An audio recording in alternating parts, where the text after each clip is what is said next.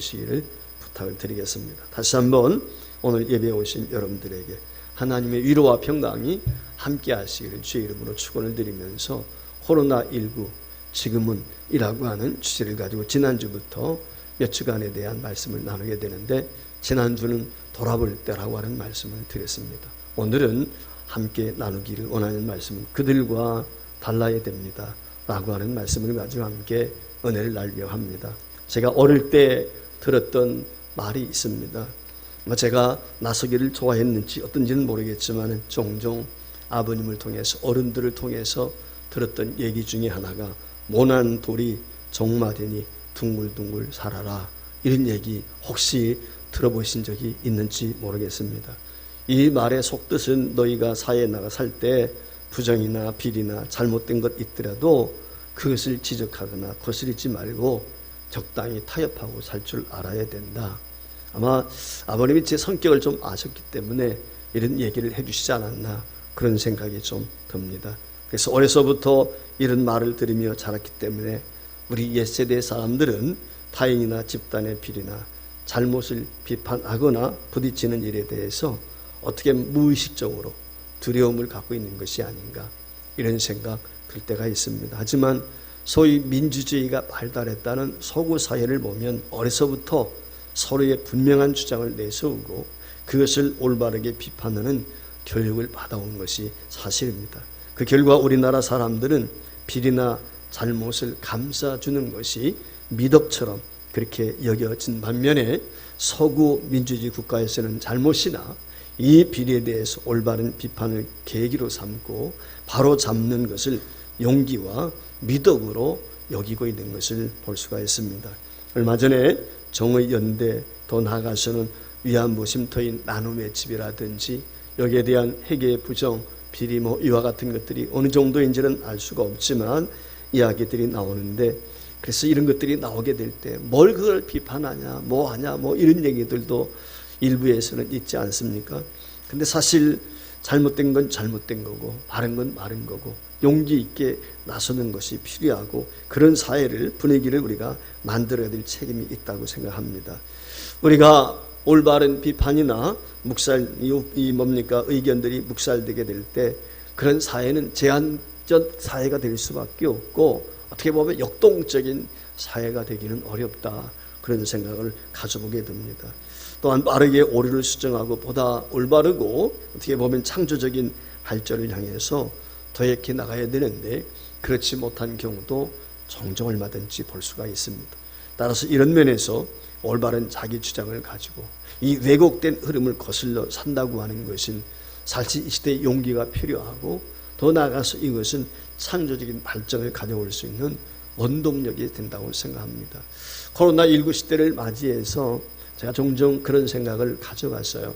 우리가 사실 보다시피 모이는 분들이 숫자도 많이 줄어들어 있고 여러 가지 교회가 어렵다는 이야기를 들으면서 혹시라도 신앙생활 하면서 모난 돌이 종마되니 적당히 살자, 이런 생각들을 우리가 갖고 살고 있지는 않는지, 이런 믿음을 가지고 우리가 신앙생활 하는 건 아닐까, 이런 생각을 한번 가져봤습니다. 사도 바울이 그런 얘기를 했습니다. 너희는 이 시대를 본받지 말고 오직 마음을 새롭게 함으로 변화를 받아 하나님의 선하시고 기뻐하시고 온전하신 뜻이 무엇인지 분별하도록 하라. 여러분, 교회가 무엇이죠? 성도가 무엇입니까? 교회라는 말을 에클레시아라고 합니다. 에클레시아라는 말은 세상과 구별됐단 말이에요. 그러니까 성도는 우리 자체가 교회인데 세상과 구별된 존재, 그게 성도인 것이죠. 달리 말하면 하나님을 믿고 그분의 진리를 알기 때문에 타락한 이 부패한 세상의 흐름을 거스르며 사는 존재, 그게 교회입니다. 그게 성도라고 하는 것입니다. 그러니까 성도는, 교회는 세상과 달라야 됩니다. 구별돼야 됩니다. 그러니까 세상과 함께 흘러가면 안 된다. 그걸 거슬려 사는 삶, 이게 교회인 것입니다. 여기에 생명력이 있죠. 쉽게 말하면 그거예요. 죽은 고기는 어떻습니까? 흐른 물에 떠내려가죠. 근데 살아있는 고기는 영위에서 올라갑니다. 교회는 살아있는 하나님의 진리의 터예요. 그렇기 때문에 세상을 거스러 올라가는 게 교회여야 돼요. 이 교회가 세상의 편습에서 그와 같이 흘러가면 안 되는 것입니다. 세상의 흐름을 거슬러 다르게 사는 것이 그리스도인의 삶임에도 불구하고 우리의 무의식 속에 자리 잡은 잘못된 이와 같이 모난 돌이 정맞는다 라고 하는 이런 생각을 가지고 자신도 모르게 우리가 세상의 흐름에 우리 몸을 맡기고 살고 있지는 않는지 이 시간 돌아보기를 원하는 것입니다. 하나님을 믿는다고 하면서도 세상의 부조리와 세상의 편리함에 편성을 내서 그것을 거스르지 못하고 산다고 하면 그것은 어쩌면 신앙인의 불신앙이라고밖에 이야기할 수밖에 없습니다. 하나님을 과거에 처음 했지만 지금 내 앞에 있는 어려운 상황 속에서 믿음을 적용할 줄 모른다고 하는 것은 애굽에서 출애굽해서 가나안을 목전에 두고 있는 이스라엘 백성들과 조금도 다르지 않는 것입니다. 이스라엘 백성들은 그렇기 때문에 영광의 땅을 목전에 두고도 도전하지 못하고 뒤로 물러가 애굽의 종되었던 그 옛습성에 끌려서 포기하고 체험하고 말게 된 것을 봅니다. 이때 하나님께서 전혀 다른 태도를 보이며 살아가고 있는 한 사람을 오늘 성경에서 언급하며 저와 여러분에게 저들과 달라야 될 것을 권면해 주고 있습니다. 그 사람이 누구입니까? 갈렙이라고 하는 사람입니다. 오늘 본문 24절에 보면 내 종 갈렙은 그 마음이 그들과 달라서 나를 온전히 따랐다고 말씀을 하고 있습니다. 하나님의 은혜와 기적을 똑같이 경험했습니다. 근데 누구는 불평하고 원망합니다. 누구는 그 하나님의 은혜에도 감사합니다. 여러분, 이스라엘 백성들이 그랬습니다. 저들은 하나님의 은혜, 구원의 역사, 출애굽의 역사를 눈으로 목격했습니다. 반석에서 물이 솟고 만나와 메추라기로 먹이시는 하나님 경험했어요. 그럼에도 불구하고 가나안을 목전에 두고 원망과 불평, 옛 모습으로 돌아갔지만 고난과 시련이 앞에 설령 있다 할지라도 하나님의 은혜에 대한 감격과 기쁨으로 이 갈렙은 감사했습니다. 갈렙은 어떻게 이와 같이 이스라엘 백성들과 다른 모습으로 살아갈 수 있었을까요? 그 이유는 그 내면에 있었습니다.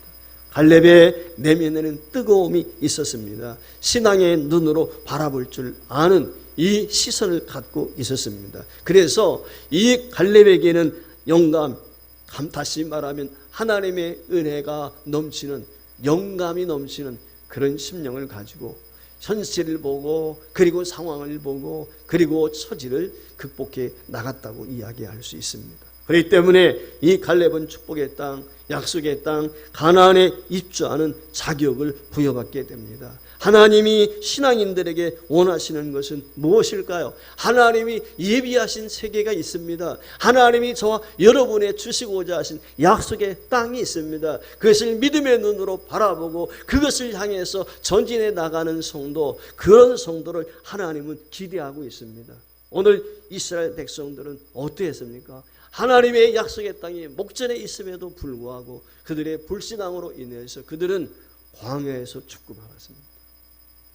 사랑하는 성도 여러분, 오늘 저와 여러분이 약속의 땅, 하나님이 저와 여러분에게 주시마 약속하신 은혜를 경험하기 위해서는 어떤 모습을 가져야 될까요? 어떤 모습이 갈렙을 닮는 것입니까? 저들과 갈렙의 차이점은 어디에 있었습니까? 첫 번째, 갈렙은 이스라엘 백성들과 달리 마음이 달랐습니다. 우산장수 아들을 두고 집신장수 아들을 둔 어머니가 있었습니다. 이 어머니는 비가 오면 집신장수 아들 때문에 걱정을 하고, 반대로 날씨가 해가 쨍쨍 들면 우산을 밟고 있는 아들 걱정에 365일 얼굴이 펼 날이 없었어요. 날씨가 좋으면 좋은 대로, 비가 오면 오는 대로 아들 걱정이 먼저 앞섰습니다. 이웃에 한 아주머니가 살고 있었습니다. 얼굴 찡그리고 늘 걱정하고 살고 있는 이 아주머니를 향해서 어느 날 보다못해 이렇게 이야기 한마디 했습니다. 아주머니, 날씨가 좋으면 집신장수하는 아들 집신이 잘 팔려서 기분 좋잖아요. 비가 오면 우산장수하는 아들 우산 많이 팔릴 테니 좋을 텐데 왜 아주머니는 365일 늘 그렇게 인상 쓰고 살아요? 가만히 생각해 보니까 이웃집 아줌마 말이 맞는 거예요. 생각을 바꿨습니다. 그래, 비가 오는 날은 우리 둘째가 우산 파는데 잘 팔리겠구나. 날씨가 좋은 날은 우리 맏아들이 집신 파는데 잘 팔리겠구나. 그의 마음이 바뀌었어요. 삶이 바뀌었어요. 걱정과 수색이 가득했던 그의 얼굴에 웃음이 꽃이 피고 기쁨과 감사가 있었어요. 다 여러분, 우산장수, 집신장수 아들을 둔 이 어머니 상황이 달라졌습니까? 환경이 바뀌었습니까? 아들들의 직업을 바꾼 것입니까? 똑같습니다. 예나 다를 것이 없습니다. 코로나19 시대 이전이나 지금 똑같습니다. 문제는 무엇이죠? 마음이에요. 마음이 달라졌어요. 마음이 달라지니까 일상을 보는 관점이 달라져요. 상황을 바라보는 시선이 달라진다. 생각이 달라지는 거예요. 행복하냐, 행복하지 못하냐, 환경이 아닙니다. 여건이 아닙니다. 사실은 행복의 파란색은 우리 마음에 있어요. 우리 심령 속에 있는 것입니다. 본문 24절 말씀에 보면 갈렙은 그 마음이 달랐다고 표현하고 있어요. 여기 마음이란 말이 히브리 말로 느하흐라는 말입니다. 느하흐라는 말은 영입니다. 여러분 아시는 것처럼 하나님께서 아담을 만드시고 그에게 코를 생기를 불어넣으시죠. 훅 하고 그게 느하흐입니다. 하나님의 영을 불어넣었단 말이에요. 그 생명이 되는 거예요. 즉 오늘 여기 마음이라고 하는 것은 갈렙이 영이란 말이에요. 즉 갈렙은 영으로 영적인 마음을 가졌다. 영성이 달랐다. 이 말이에요. 우리는 예수 믿는 성도는 영성이 달라야 돼요. 이 세상엔 두 영이 있어요. 하나님의 영과 사탄의 영이 있단 말이에요. 세상의 영과 하나님 나라의 영이 있단 말이에요. 오늘 예수 믿는 성도는 하나님의 영으로 사는 사람이에요. 달라야 돼요. 이유 불문하고 달라야 됩니다. 예수 믿지 않는 사람들과 구별돼야 되는 것입니다. 여러분 보세요. 불못벗 앞에서 사드락과 메삭과 아벤노는 어떻게 해요? 사자 굴속 앞에서 다니엘은 어떻게 자세를 취합니까? 이게 성령의 사람이에요. 가나안을 목전에 두고 성령의 사람과 애굽에서 종살이 하던 그 모습을 그대로 가지고 있는 이스라엘 백성들 10명의 정탐꾼과 어떻게 갈랍이 달라요? 차이점이 뭐예요? 영이 있느냐 없느냐. 여러분에게 하나님의 영이 있습니까? 그렇다면 달라야 돼요. 마음이 다르면 생각이 달라요. 생각이 다르면 행동도 달라지게 되어 있습니다. 갈렙은요, 영으로 생각합니다. 모든 현상은 영으로 분별합니다. 그렇기 때문에 그가 보는 관점, 근거, 모든 것들이 달라집니다. 똑같은 상황, 12명이 정탐하고 왔잖아요. 근데 10명과 어떻게 갈렙과 여호수아 다를 수밖에 없어요? 마음이 다르니까. 마음이 다르니까. 영이 다르기 때문에. 그러니까 보는 관점이나 시각이 똑같은 것이라 할지라도 느낌이 다를 수밖에 없어요. 10명의 정탐꾼은 낙심하고 절망합니다. 결국은 불평원망합니다. 반대로 영으로 가나안 땅을 바라본 갈렙은 하나님이 함께 하신다. 하나님이 역사, 배후에 하나님을 봅니다. 승리에 대한 확신이 있습니다. 환희가 있습니다. 감격이 있습니다. 기쁨이 있습니다. 이것이 갈렙이죠. 이런 면에서 사람에게 중요한 것은 환경이나 상황, 조건이 아닙니다. 생명의 중심에서 나오는 영성입니다. 이전에 가난했던 시절에는 하나님만을 열심히 찾고 바랬습니다. 저는 초등학교 때부터 우리 교회에서 모이는 목장 모임, 구역 예배죠. 구역 예배를 빠지지 않았어요. 초등학교 고학년 때부터 제가 중학교 때까지 시골에서 했었는데 그 시골 떠날 때까지 구역예배를 빠져본 적이 없어요. 시골에서 여러분들 구역예배 어떻게 드리는지 아시죠? 일과 다 끝나고 나서 저녁 9시 이후에 늦게 모이죠. 뜨겁게 기도하죠. 저는 중학교 2학년 때 세상 표현으로 말하면 입신하고 각종 망언, 은혜, 은사 다 체험했어요. 그때는 뜨겁게 기도했습니다. 정말 어린 나이에도 불구하고 철야기도, 금식기도 많이 했습니다. 아마 그때 그 모습 보시고 저를 목사 하나님 불러주신 것 같아요. 그때는 뜨거움이 있었어요. 부흥회하면요 천막에 그냥 메어질 정도로 모이고 그랬어요. 근데 오늘날 삶이 윤택해졌어요. 새벽 기도가 줄어듭니다. 금요 기도가 줄어듭니다. 2,000명 모이는 교회 목사님이 그래 우리 교회 새벽 기도 50명 나와. 얼마 전까지만 해도 새벽 기도는 11조 교인이라고 했거든요. 이제는 11조에는 옛말이 되어버렸습니다. 교회가 부흥할 때 이유가 있었어요. 영성이 있었어요. 영성. 오늘날은 영성을 찾아보기가 어려워요. 목회자인 저 자신도 그렇고 교회도 그렇고 세상과 타협하며 적당하게 세상 사람들이 추구하는 것이 우리도 성공에 부에 명예에 돈 버는데 출세하는 것에 조금도 다르질 않습니다. 사도행전 8장에 보면 베드로와 요한이 사마리아 지역을 가게 되죠. 이방인도 예수를 믿는다 소문 듣고 그들에게 가서 복음을 전하게 되고 안수하게 될 때 성령의 충만한 역사가 임하게 됩니다. 귀신 쫓고 살던 시몬이라는 사람이 그걸 보니까 야 저거 하면 돈 벌 것 같아. 그래서 돈 주고 사겠다고 합니다. 그때 사도행전 8장에 보면 베드로가 시몬을 향해서 이렇게 이야기합니다. 베드로 가로되 내가 하나님의 선물을 돈 주고 살 줄로 생각하였으니 내 은과 내가 함께 망할지어다. 하나님 앞에서 내 마음이 바르지 못하니 이 도에는 내가 관계도 없고 분깃될 것도 없느니라. 사람 여러분 마음이 잘못되면 생각이 삐뚤어집니다. 생각이 삐뚤어지게 되면 영이 타락하게 되어 있습니다. 따라서 저와 여러분은 명심해야 돼요. 영이 다르다.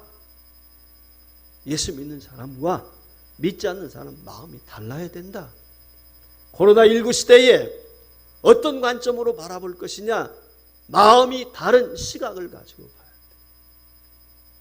그들과 똑같이 두려워하고 그들과 똑같이 대하면 안 된다. 이 시대의 하나님이 우리에게 요구하는 것이 그거예요. 우리 마음이 달라야 돼.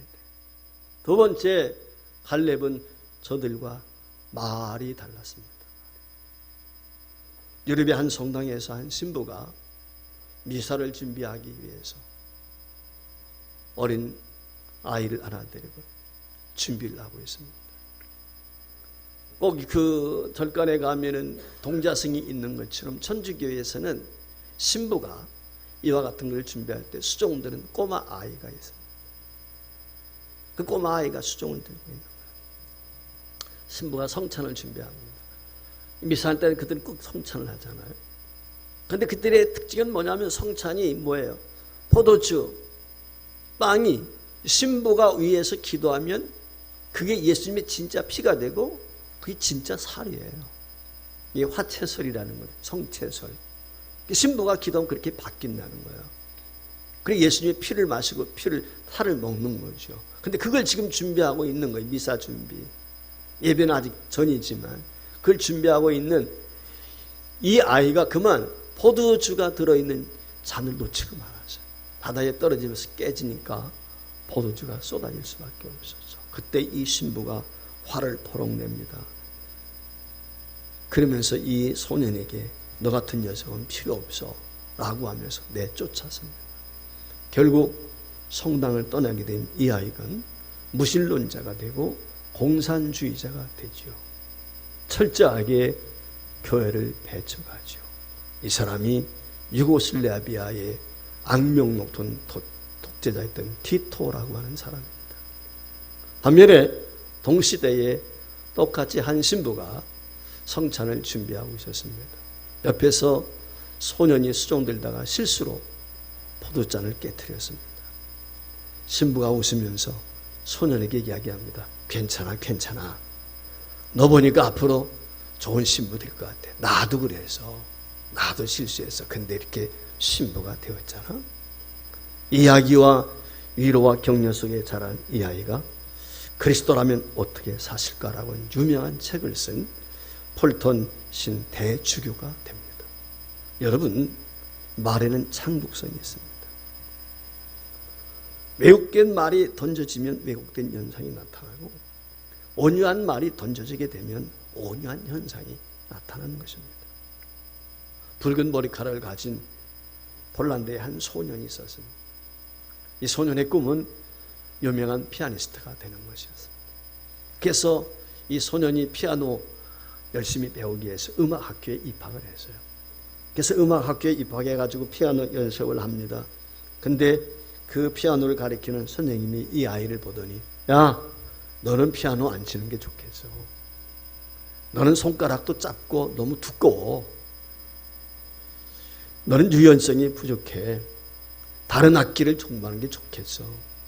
그래서 할 수 없이 피아노를 치고 싶었던 이 아이는 다른 악기 연습을 하기 시작합니다. 근데 피아니스트가 되는 꿈이었던 이 아이에게는 다른 악기는 그렇게 재미가 없을 수 없었습니다. 그런 어느 날 그가 만천하에서 연애 모임이 있었는데 그 모임에서 피아노를 한번 치게 되었어요. 식사가 끝날 무렵 한 신사가 피아노를 쳤던 이 소년에게 다가와서 등을 툭툭 두려줬습니다. 야, 너 오늘 피아노 치는 거 보니까 소질이 있다. 야, 너 열심히 해봐라. 한마디 해줬습니다. 이 소년은 그 나이든 할아버지의 격려에 고무가 되었어요. 이 할아버지는 당대에 유명했던 안톤 루빈스타인이라고 하는 유명한 음악가였습니다. 이 음악가의 격려를 받고 이 아이는 하루에 최소 7시간에서 어떤 때는 하루 종일 피아노 앞에 앉아서 피아노 연습을 시작했습니다. 이 사람이 피아노의 천재라고 하는 타이틀이 붙은 잔 파데로스키라고 하는 사람입니다. 사랑하는 여러분, 실패한 베드로 예수님이 찾아오십니다. 그리고 그에 말씀하시기를 내 양을 먹이라, 내 영을 치라고 말씀했어요. 좌절 속에 있었던 베드로가 예수님의 위대한 제자가 됩니다. 하나님 믿는 사람들을 해하고 악한 중에 악한처럼 살았던 사울이 찾아오신 예수님을 만나게 되었을 때 그가 변화되어져서 예수님을 위하여 기꺼이 자신의 생명을 바치는 바울이 됩니다. 사람, 그렇습니다. 말할 수 있는 특권, 이것은 하나님이 사람에게 주신 것입니다. 말은 그 사람의 인격입니다. 말은 그 사람의 삶입니다. 그 말 속에 그 사람이 어떻게 살아왔는지, 어떤 인생관을 가지고 살고 있는지 말을 들어보면 알 수 있습니다. 그렇기 때문에 예수 믿는 성도에게 구원받은 자라고 하면 말에 은혜가 있어야 합니다. 은혜 받은 사람은 은혜로운 말을 합니다. 그것이 원리입니다. 갈렙은 10명의 정탐꾼과 말이 달랐습니다. 영의 사람이었기 때문에 세상의 영을 가지고 있는 사람과 우리는 달라야 됩니다. 모든 사람들이 부정적이고 파괴적인 말을 할 때 갈렙만큼은 긍정적이고 창조적인 말을 했습니다. 10명의 정탐꾼이 우리는 능히 그 백성을 치지 못할 것이다. 우리는 스스로 보기에도 메뚜기 같다. 원망하고 불평하고 절망할 때 갈렙은 민수기 13장 30절 말씀에 보면 이와 같이 말씀하고 있습니다. 갈렙이 모세 앞에서 백성을 조용하게 하고 이르되 우리가 곧 올라가서 그 땅을 취하자. 능히 이기리라. 어떻게 이와 같이 저들에 비해서 똑같은 상황, 똑같은 환경, 똑같은 모습을 똑같은 기간 동안에 보고 왔는데 전혀 다른 말을 할 수가 있었을까요? 그 이유는 갈렙의 영이 달라서요. 마음이 달라서요. 그의 말이 달라서요. 지금까지 받은 하나님의 은혜와 앞으로 부어주실 하나님의 은혜에 대한 이 믿음에 그의 말을 담았어요. 사랑하는 여러분, 우리가 말을 할 때 말에 믿음을 담아야 돼요. 우리 말에 하나님의 영을 담아야 돼. 그래서 말을 들어보면 그 사람의 수준을 알 수가 있습니다. 됨됨이를 알 수가 있습니다. 오늘 우리가 읽지는 않았지만 본문 14장 8절과 9절 말씀에 보면 이렇게 기록이 되어 있습니다. 여호와께서 우리를 기뻐하시며, 갈렙이 하고 있는 얘기입니다. 우리를 그 땅으로 인도하여 들이시고 그 땅을 우리에게 주시리라. 이는 과연 젖과 꿀이 흐른 땅이니라. 다만 여호와를 거역하지는 말라. 또 그 땅 백성을 두려워하지 말라. 그들은 우리의 먹이라. 그들의 보호자는 그들에게서 떠났고 여호와는 우리와 함께 하시느니라. 그들을 두려워하지 말라. 여러분, 말 한마디 한마디 어느 이 갈렙의 말씀에 보면 어떻게 믿음이 담겨 있잖아요. 그렇죠. 하나님의 마음이 담겨 있잖아요. 믿음의 말을 하면 하나님이 들으세요. 믿음의 말을 하면 하나님이 들으시면 하나님이 응답하세요. 하나님은 믿음의 말을 기뻐하십니다.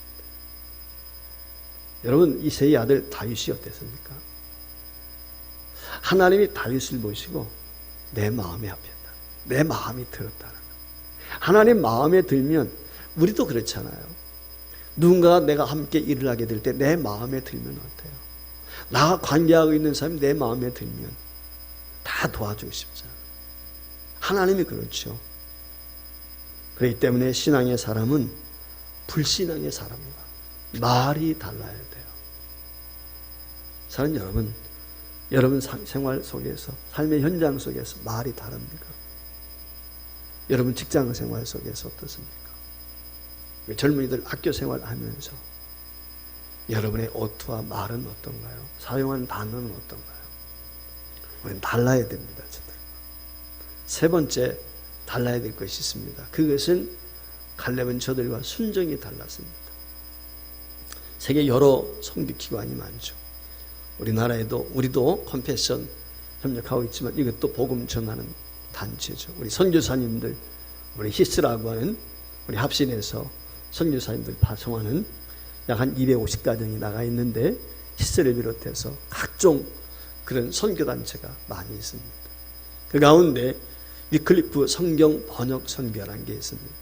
GBT라고 하는 성경 번역 선교회가 한국에서 만들어진 이수만 선교사를 중심으로 한 성경 번역 선교, 우리 교회에서도 협력하고 있습니다만은 이런 선교도 있지만은 위클리프 성경 번역 선교회는 남미 지역에 살고 있는 원주민을 비롯한 그들에게 그들의 말로 성경을 번역해서 복음을 전하는 거예요.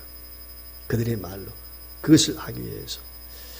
제가 이 신학을 공부하고 한국 교회사를 연구하면서 느꼈던 것이 뭐냐면 정말 한국이 이와 같이 폭발적인 복음의 역사가 일어날 수 있는 원동력의 가장 큰 이유는 우리말 성경이 있었다는 거예요.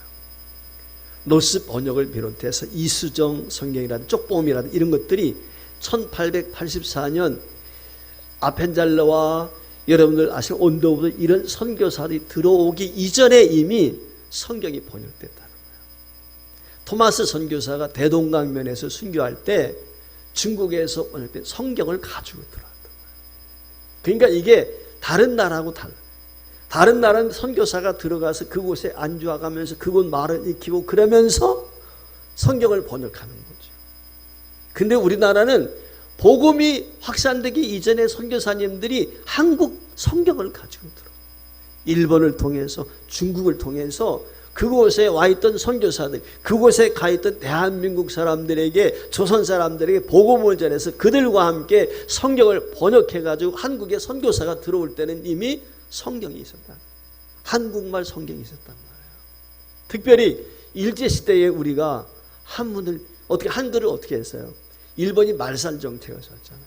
그러니까 한글 보급하는 데 있어서도 성경이 엄청난 역사를 이뤘죠. 그래서 교회를 중심으로 해서 한글 공부했습니다. 학교가 시작이 됩니다. 미션 스쿨이 시작이 됐잖아요.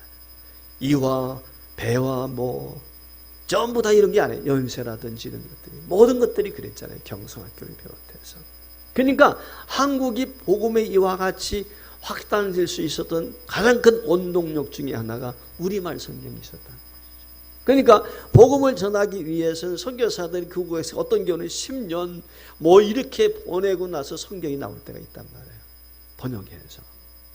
그래 유크브리 선교회에서 남미에 가가지고 복음을 전하는데 순종이라고 하는 단어를 번역하게 되었습니다.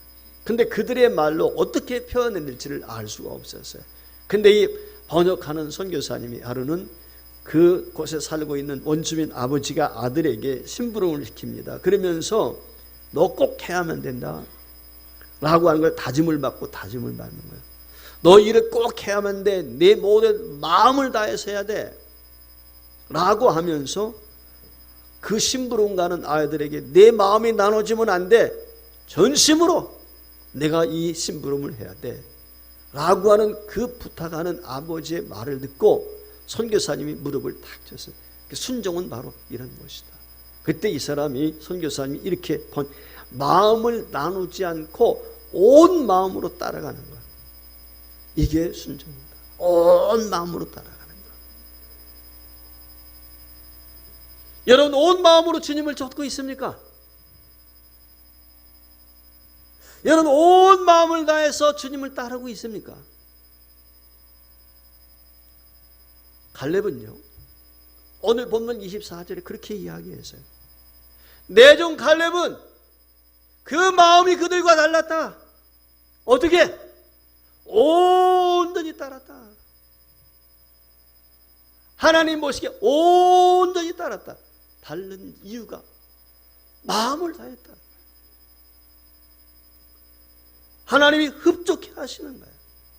이 온전이란 말이 히브리 말로 말레란 말이에요. 말레. 이 말의 의미는 뭐냐면 만족시키, 즉 하나님의 마음을 충족시키는 거예요. 저와 여러분의 헌신이 하나님의 마음을 충족시키고 있습니까? 하나님에게도 갈증이 있습니다. 하나님에게도 갈망이 있습니다. 하나님의 영에 사로잡힌 사람, 하나님의 영으로 충만한 사람을 하나님이 찾고 있습니다. 그를 만나기 위한 갈증이 있어요. 그런데 우리 하나님이 그 갈증이 해소가 됩니다. 갈렙을 만나니까. 즉 하나님의 마음이 그런, 내가 갈렙을 만나니 내 마음의 갈증이 해소됐다는 것입니다. 흡족해졌다는 거예요. 사는 여러분, 여러분은 어떻게 주님을 따르고 있습니까? 여러분은 어떤 마음으로 주님을 쫓고 있습니까? 24절 후반절 말씀에 보면요, 오늘 이런 갈렙에게 주시는 약속이 있습니다. 저와 여러분이 이 약속을 다 받아 누렸으면 좋겠습니다. 한 목소리 읽어보겠습니다. 그가 갔던 땅으로 내가 그를 인도하여 드리니 그의 자손이 그 땅을 차지하리라. 할렐루야. 이것이 온 마음을 다해서 하나님 약속의 말씀에 순종했던 갈렙에게 주신 축복인 줄 믿습니다. 하나님은 행한 대로 갚으십니다. 하나님은 심는 대로 거두게 하십니다. 하나님께서는 갈렙의 온전한 마음, 온전한 믿음, 최선을 다한 그 신앙의 은혜의 보상과 최고의 복을 주신 줄 믿습니다. 코로나19 시대에 하나님이 바라시는 것은 세상의 흐름을 거스려 사는 자입니다. 세상과 짝하지 않고 세상과 뇌아부동해서 세상의 흐름을 따르는 것이 아니라 갈렙처럼 다르게 사는 사람, 다르게 말하는 사람, 다르게 순종하는 사람. 만세에 영웅이 난다고 그러죠. 위기에 진짜 믿음의 사람이 드러나는 것입니다.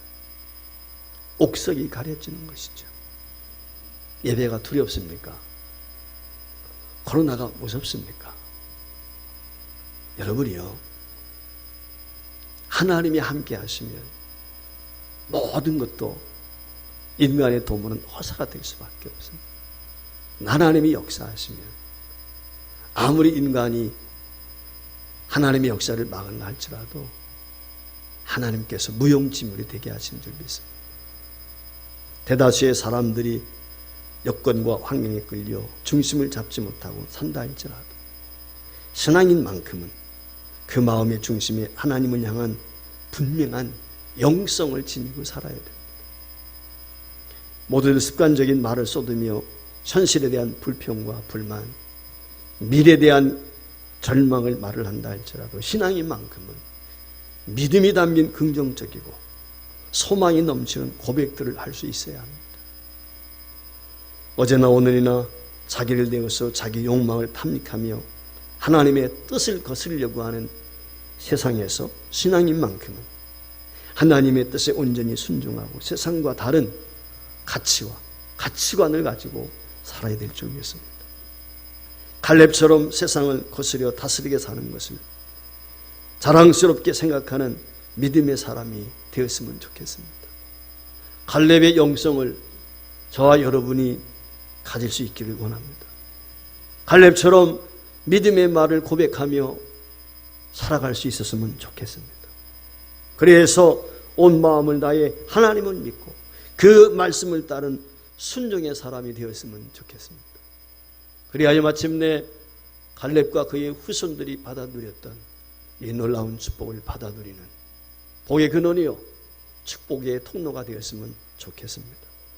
코로나19 시대 지금은 세상과 달라야 됩니다. 불신자와 달라야 됩니다. 영의 사람은 구별되게 되어 있습니다.